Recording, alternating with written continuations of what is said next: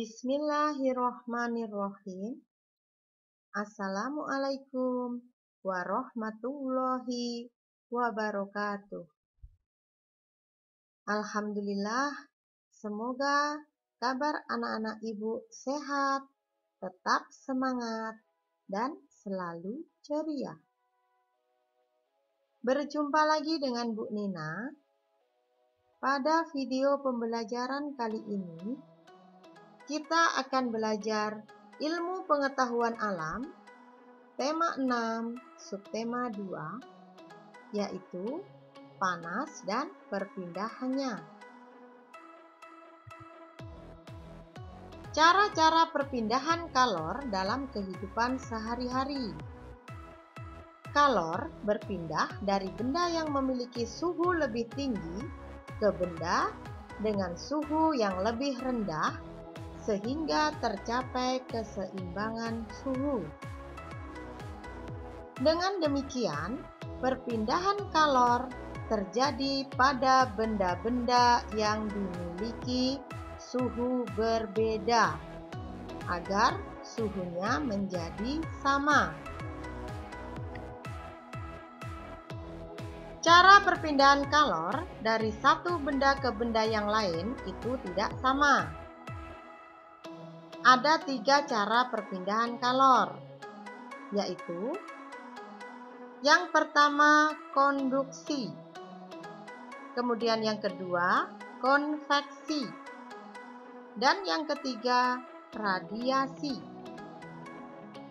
Nah, mari kita bahas terlebih dahulu yang pertama, yaitu konduksi. Konduksi merupakan perpindahan kalor tanpa disertai perpindahan zat perantara. Contohnya, saat tangan kita memegang cangkir yang berisi teh hangat. Kemudian knalpot menjadi panas setelah mesin sepeda motor dihidupkan cukup lama. Kemudian tutup panci akan terasa panas saat panci digunakan untuk memasak. Selanjutnya, konveksi. Konveksi merupakan perpindahan kalor melalui zat perantara, di mana zat perantaranya ikut berpindah. Contohnya, air yang dipanaskan di dalam panci. Ketika kita sedang memanaskan air, atau ketika kita sedang memasak air. Air akan terlihat seperti diaduk. Hal ini dikarenakan partikel-partikel air yang ada di bagian bawah menjadi panas dan berpindah ke permukaan. Partikel air yang berpindah ini juga diikuti oleh perpindahan kalor. Kemudian, contoh yang lainnya adalah peristiwa angin laut dan angin darat. Angin laut adalah angin yang berpindah dari laut ke darat dan terjadi pada siang hari. Saat siang hari, matahari membuat daratan lebih panas. Akibatnya, suhu di darat lebih tinggi dan membuat partikel udara memuai.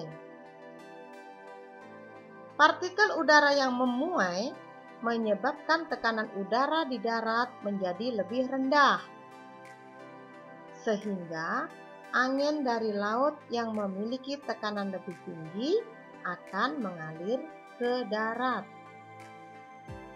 Berikut ini adalah contoh gambar angin laut, ya anak-anak ibu.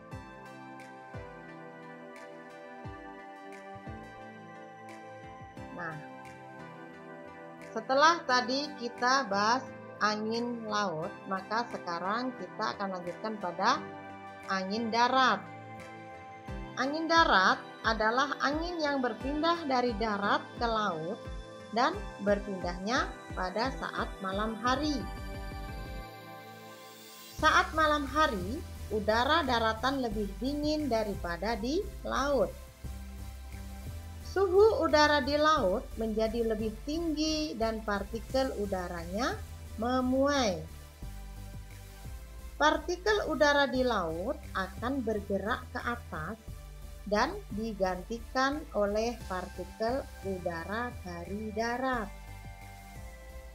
Nah, berikut ini adalah contoh gambar angin darat. Jadi, anak-anak ibu bisa membedakan contoh angin darat dan contoh angin laut ya, sesuai dengan gambar yang ada pada video pembelajaran berikut.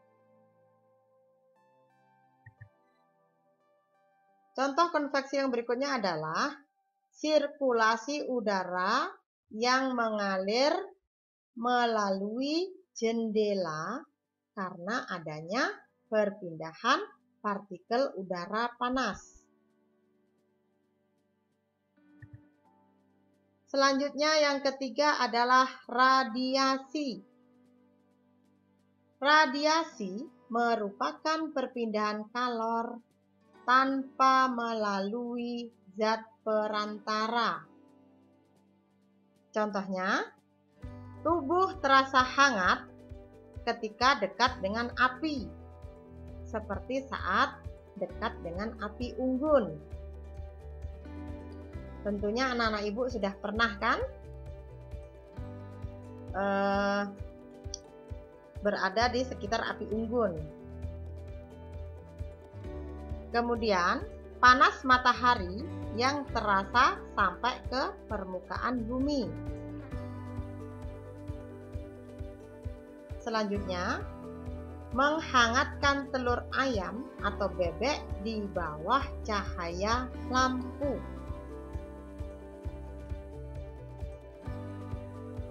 Nah, sekarang mari kita amati laporan pengamatan cara-cara perpindahan kalor berikut ini.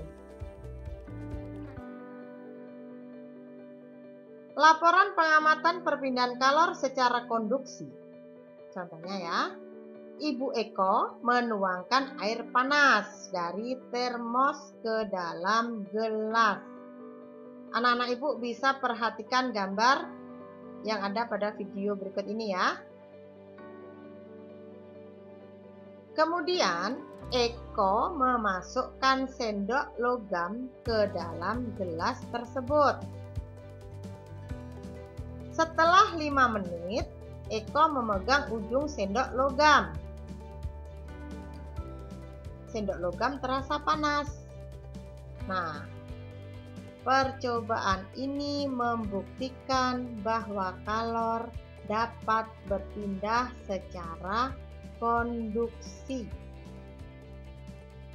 Pada percobaan ini bisa anak-anak ibu lakukan di rumah masing-masing ya, untuk membuktikan bahwa kalor dapat berpindah secara konduksi. Selanjutnya adalah laporan pengamatan perpindahan kalor secara konveksi.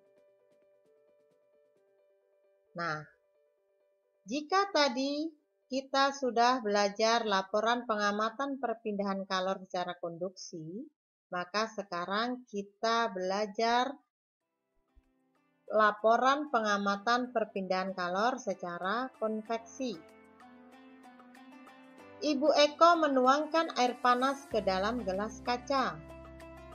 Kemudian, Eko memasukkan es batu berwarna yang sudah dipersiapkan sebelumnya. Dari percobaan tersebut, lama-kelamaan es batu di dalam gelas yang berisi air panas akan mencair. Es batu dapat mencair karena mendapatkan energi kalor dari air panas di dalam gelas. Maka percobaan ini membuktikan bahwa kalor dapat berpindah secara konveksi.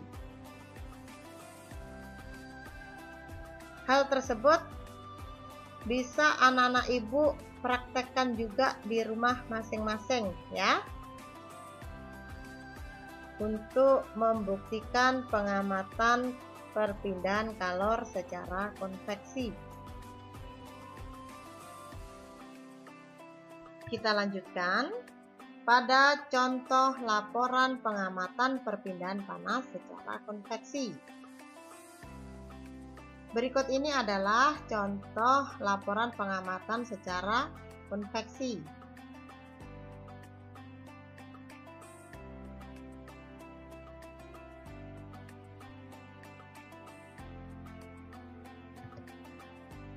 Selanjutnya, keuntungan dan kerugian perpindahan kalor dalam kehidupan sehari-hari. Anak-anak ibu bisa perhatikan tabel perbandingan keuntungan dan kerugian adanya perpindahan panas serta antisipasinya, seperti pada bagian berikut ini ya.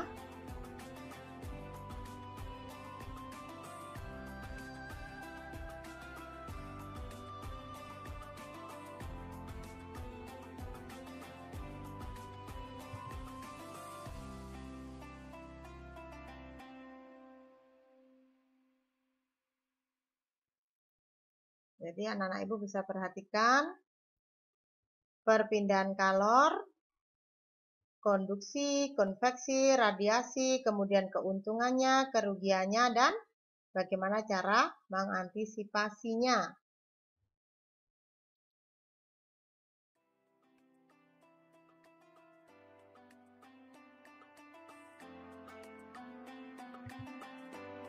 Baik anak-anak ibu, berikut ini adalah tugas yang harus kalian kerjakan di rumah, yaitu latihan soal subtema 2, muatan IPA KD 3.6, Bupena 5C, halaman 55, nomor 1 sampai 5. Kemudian pada subtema 3, Ibu minta tugas keterampilan, yaitu pada halaman 60, masih di Bupena 5C ya anak-anak ibu, nomor 3. Jadi tugas keterampilannya ada pada halaman 60 Bupena 5C, hanya nomor 3. Baik anak-anak ibu, pembelajaran ibu cukupkan sampai di sini dulu. Terima kasih, tetap semangat dan selalu jaga kesehatan.